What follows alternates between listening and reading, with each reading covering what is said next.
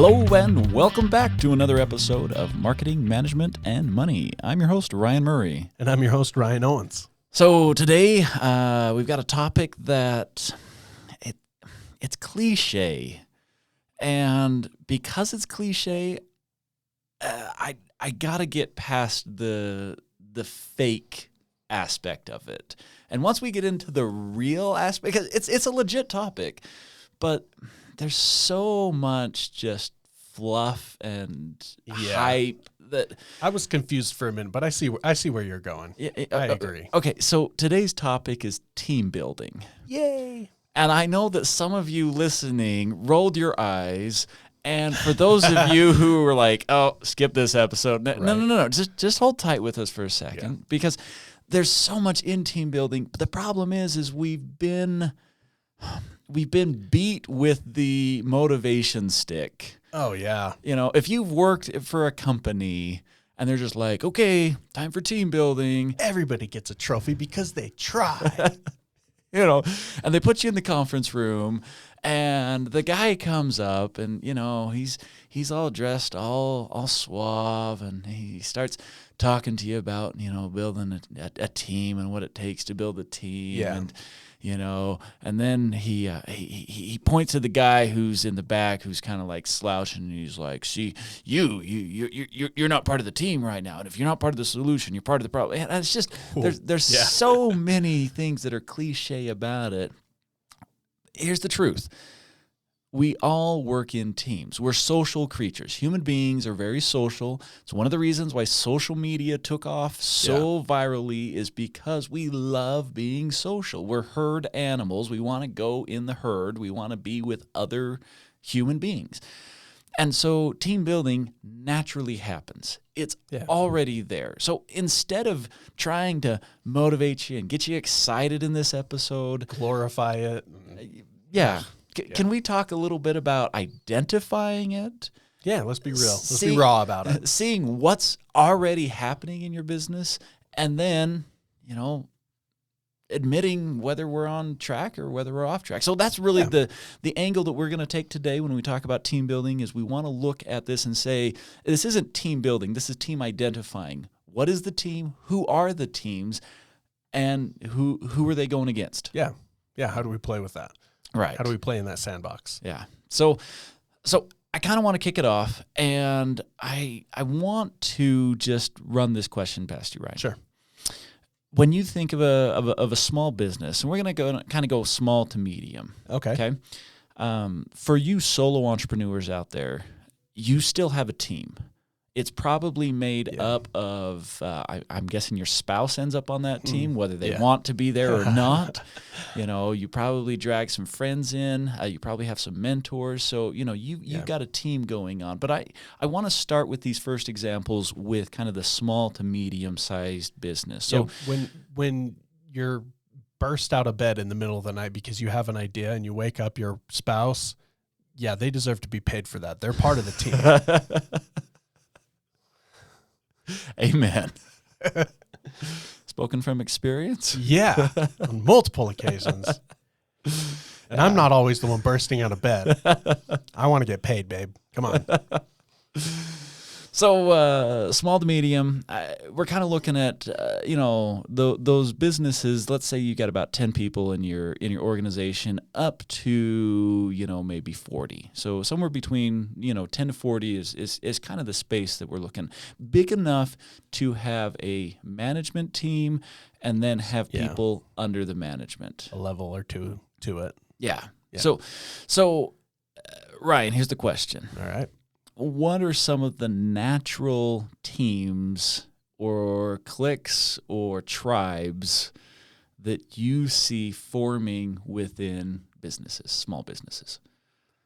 Oh, man. How do I not offend people here?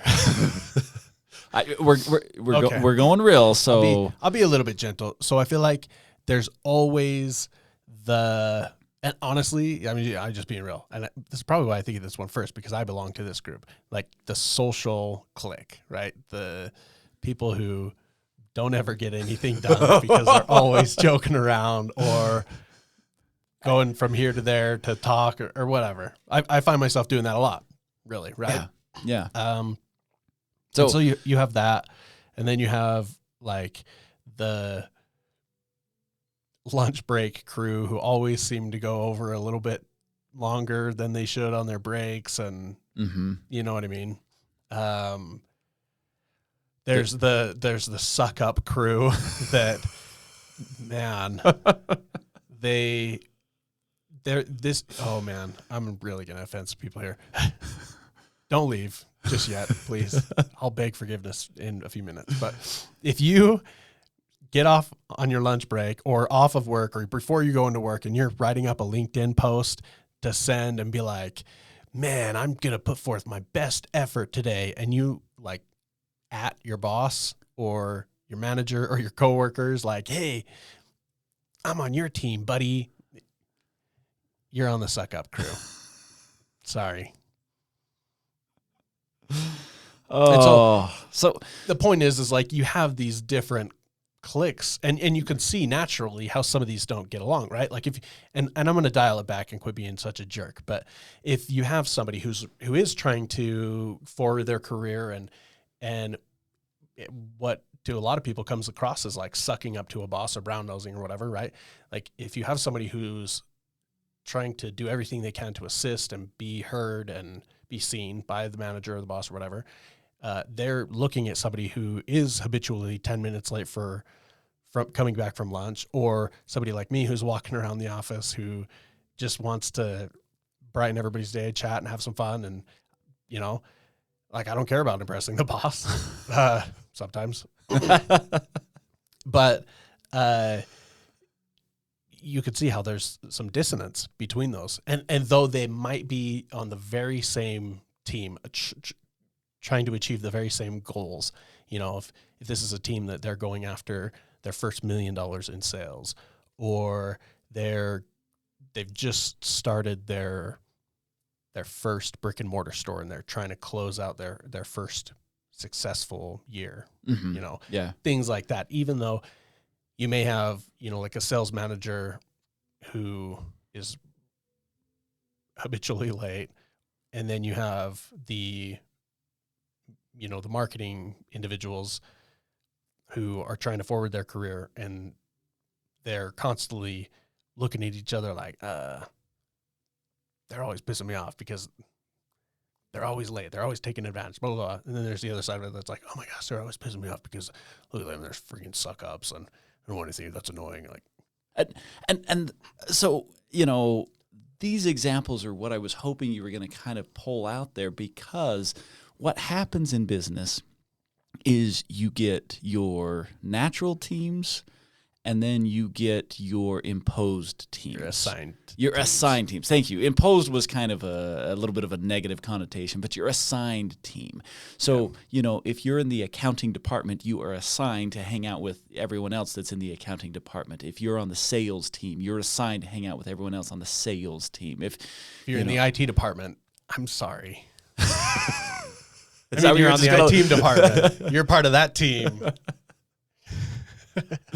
And so, but there it is, right there. See, like, I'm sorry, guys.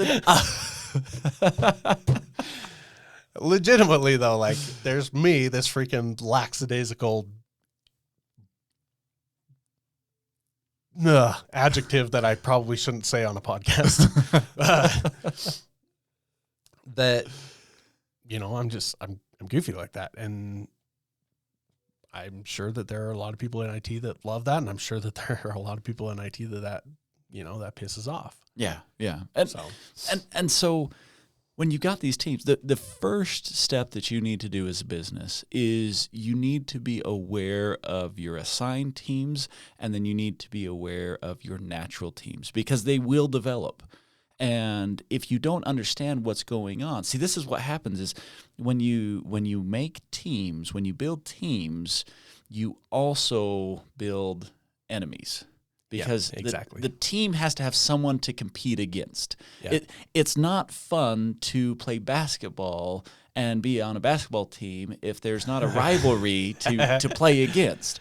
Walk it back, guys. We're going to run down the court again. Yeah, and if you're on a track team, you want to race against someone. You don't want to just go out. If you run by yourself, that's called practice. And so the same thing happens in business. Is we form these teams, and then we try and come up with rivalries of who we can compete against. Yeah, and this is good and bad, right? Depending on how it's managed. So this is where the management piece comes in, is understanding these teams and getting them to perform. Exactly. That's exactly what I was going to point out, is that if we want to get raw and real about this, team building isn't always fluffy and cute and fun and nice and trust falls and rope bridges and going to the I feel like I'm at summer camp park right now. Yeah, I know, right? Like you always try to have these like activities and team building, yay! But it's not always fluffy and frilly and feel good like that, right? Mm-hmm. There's also that other side of it that we've been talking about, that is this more abrasive rivalries, messy, competition, unclear, like, oh my gosh, what am I going to do about that? Yeah, trying to prove a point. And any of you that have had a management position, whether you're the business owner or whether you're just in, some sort of manager, supervisor role, there are those moments where you've got these rivalries that start to pop up, and you've really got to decide, do I squash this one? Do I nip it in the bud? Or do I need to let it ride? Do I try and channel it to more productive? And it's difficult, especially because you as a manager, you also get pulled into teams. Yep. If you're on the same team, hey, this is a teammate. Or if you're on the same team, then all of a sudden you look like a traitor, because it's like, oh, hey, what happened to that guy? When did he become so stiff? Yeah. But if you switch to, if you're not on the team, I guess you don't even have to switch. If you're not on the team, then, you might not have the influence that you need to motivate them to do what they want to do. Yeah. And so in a lot of these instances, it's like, what do you do? What do you do with that? Because I'm sorry, when Marcus is really fed up with James showing up late and walking around talking to his buddies, a trust fall isn't going to fix that. Yeah. Right? Right. And so, let's break it down. One of the tools that I like to use is common enemy theory. Nice. When you have a common enemy, you can unite around that common enemy. And we see this all the time, high school rivalries, college rivalries. You see where, the football team is going to go play the other football team. And in that moment, you hate them. Yeah. But honestly, you really don't care who they are. And, but in that moment, you're united. You're even if you don't play football, you're not out on the field. The fans are united against this common enemy. And sometimes it goes way too far. But, but that just shows human nature. That just shows how passionate we will become if we feel like there's a common enemy. You see it also in politics. I mean, there's so much, are you right-leaning or left-leaning? And like, honestly, for me, when I have people that are a different political party that I know, I don't have any issue with them. But when I listen to, political commentary, I feel like those are the worst people on the face of the planet, and how dare they have a different viewpoint than me, and it's this common enemy. They're doing it on purpose. Those commentators are trying to create this common enemy because it gets you engaged. It gets you to buy in with what they're selling. And so if you as a manager are having problems with your team, the first thing I would do is I would try and identify who or what is the common enemy, not the common goal. And that's something to pay attention to, because you'll try and be like, oh, hey, aren't we all trying to grow the company? Aren't we all trying to get the sale? Aren't we all trying to work on the same team? and you'll hear this stuff like, we're on the same team, guys, come on. Yeah. But in reality, it's like, well, There's still that gap or that dissonance. Yeah. Who's the common enemy? Who do I need to go fight? And how do I win? And if I need to fight someone who is in a different department, I'll do it. If I need to fight someone who's on a different floor, I'll do it, because they become the common enemy. And I want to make a subtle distinction there that I think can be important. This is a subtle nuance that happens in teams, I think, or with managers. You have what like you pointed out, you have your enemy and you have your goal, which oftentimes are not the same, right? Right. But then you can also have what you as a manager want to see happen. Oh, yeah. See, the desired effect and the natural effect. Exactly. And you need to be careful of that. Oftentimes, as managers or supervisors, we lose sight of, so we have to be up at the 30,000 foot view, looking down at the whole map and trying to help teams navigate the waters and the terrain and all of that. And it can be difficult sometimes to come down and work with the team navigating that terrain and then go back up and back and forth, right? And so as that happens, it can be really difficult to both maintain that 30,000 foot view as well as the individual steps that complete that end goal that you at the 30,000 foot view are looking toward. Sure. Does that make sense? Yeah, it does make sense, but I feel like we need an example here. Okay, perfect. So if you have a company goal, so there's the goal, there's the desired outcome, and then there's the natural outcome, right? So if the company goal is like, hey, we're going to hit our $1 million, first $1 million or whatever, and then you as a manager, you're like, okay, I want my team to be working toward this new contract or this new client, right? And you just see this pitch that you get to go in and make, and provided the pitch goes well, you'll acquire this client and it'll secure the appropriate amount of business for you to meet that $1 million goal, right? So there's the goal. And then you as the manager have established this end goal, this path, this desired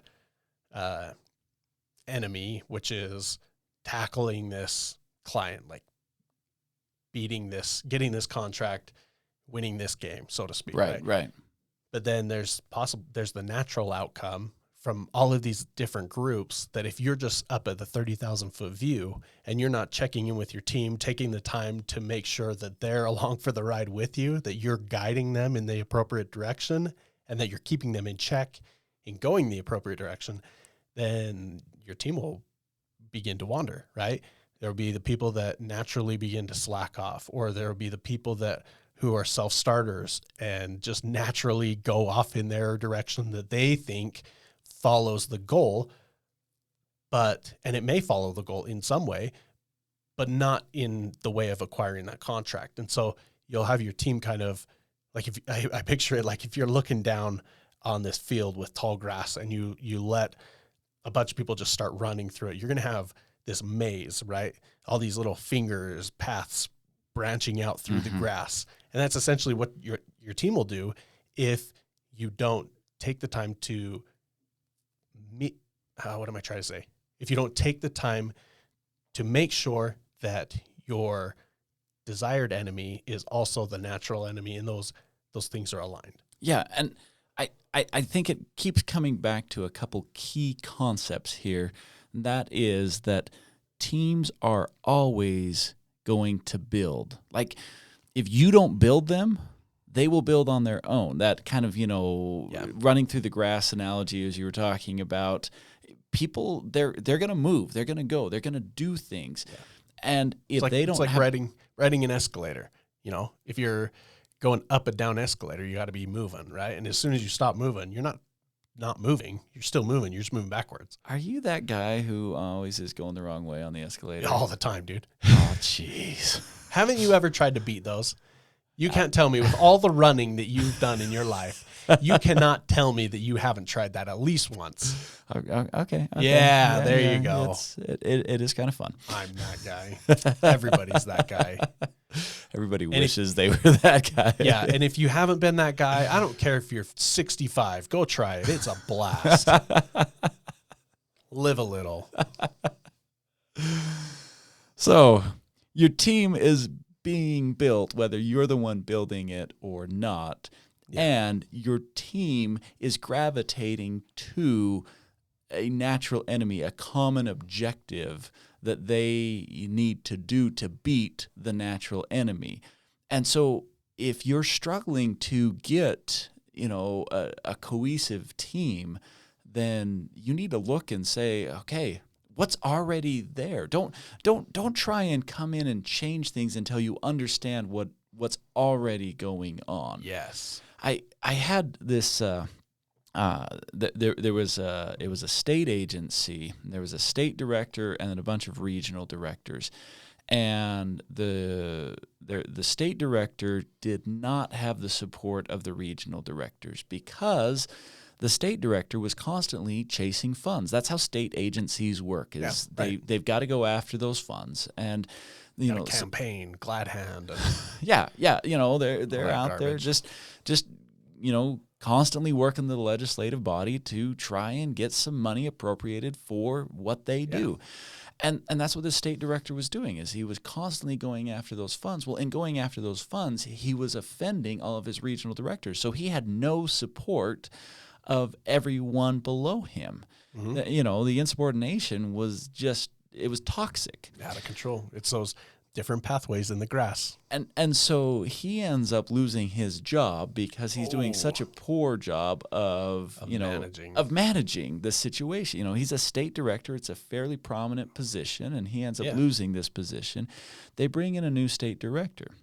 And this state director, he was very different in that he started looking and seeing what all the regional directors wanted. And he's like, wait a second, you guys all want the same thing. You don't want to feel like your state director is selling you short just trying to get some funds. And so he shifted the approach, made him feel like the common enemy was no longer the state director versus the regional directors. It was now, hey, we're all together. The common enemy is let's all work on the funding issue collectively. Mm-hmm. And they started going after the legislative body as the common enemy. Right. It was brilliant. Yeah, absolutely. It just combined everyone. It was the glue that was needed for that group to actually move forward in unison. And again, I want to reiterate that this wasn't a common enemy that he crafted or created or made up to try to motivate his team to move in that direction. It was somebody, he needed to approach that legislator or whoever to get money, right? And he was smart. He put it after a position rather than an individual, because individuals come and go. Sure. Okay. But the position was always there. And so it was whoever was in that particular position who held the purse strings. Yeah. And so nonetheless, he has to approach the person in that position anyway to get funds. Right. So he can either do it, like you're saying, he can either do that and tick off all of his subordinates, or he can be like, hey, team, let's tackle this guy. Yeah. And then everybody can, in their own way, as coordinated with him as the manager, they can, in their own way, approach that situation, attack that common enemy, and they can all, this is where it gets fluffy, and I kind of feel sick to my stomach right now, but they can all... It's team building, so you could get fluffy. Oh, hooray. Garbage. Whatever. But one final thought that I really want to put out there, and that is this. In business, you are going to offend people, period. Yep. I don't care how nice you are. I don't care how good your customer service is. You're going to offend people. You might as well offend the people that don't matter and don't offend your team. Right. If we're talking about team building, if you're going to be on the same team, work with your team. There's so many people, if I showed up and I'm on the field and I'm wearing someone else's jersey, it just, it just doesn't show that you're really there. Yeah. And I think that's a great summary for all of this is, don't force things. Don't force this common enemy to unite your team. It's never going to work. Right. Also, it's something that you have to be on top of. You have to be intentional about it. And that's your job as a manager, right? That's why you're in that position. So, I think as long as you can take those two pieces and meld them together, it's a great way to approach the topic of team building. Yeah. In a not fluffy and stupid way. Heartfelt way. Yeah. On that note, Ryan and I, we're gonna hug right now. Before don't touch me. I'm just kidding. Thank you guys so much for listening to us rant. And yes, thank you. Babble. And if you guys have any questions or comments or things that you find work well for team building in a real and raw way, reach out to us through our website at marketingmanagementmoney.com. Or you can hit us up on Twitter at MMMSmallBiz. That's MMMBIZ. And MMMSmallBiz. Oh, yeah. My bad. MMMSmallBiz. And we'll catch you next time. Sounds great. Take care.